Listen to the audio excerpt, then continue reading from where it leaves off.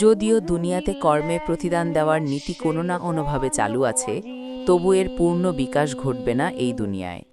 এখানে অনেক সময় অন্যায় করার লোকও সফল হয়, আর সৎ মানুষ কষ্টে দিন কাটায়। আল্লাহ তাআলা প্রত্যেককে তার ভালো ও মন্দ কর্ম অনুযায়ী পরিপূর্ণ প্রতিদান দিবেন, শান্তি অথবা শাস্তি হিসেবে।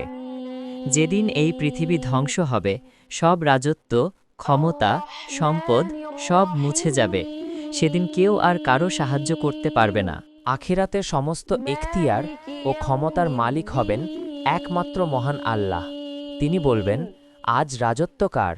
অতঃপর নিজেই উত্তর দেবেন, পরাক্রমশালী একক আল্লাহর জন্য। আল্লাহ বলেন, যেদিন কেউ কারো কোনো উপকার করতে পারবে না এবং সেদিন সকল কর্তৃত্ব হবে একমাত্র আল্লাহর। এটাই হবে বিচার ও প্রতিদান দিবস, যেখানে আল্লাহ তাআলা তার বান্দাদের ন্যায় বিচার করবেন। যে সৎ ছিল সে পাবে জান্নাতের পুরস্কার, আর যে অন্যায় করেছে সে পাবে তার উপযুক্ত প্রতিদান। তাই আসুন আমরা এখনই আল্লাহ ভীরু হয়ে আখিরাতের প্রস্তুতি নিই, কারণ সেই দিন সব ক্ষমতা থাকবে কেবল মহান আল্লাহর হাতে।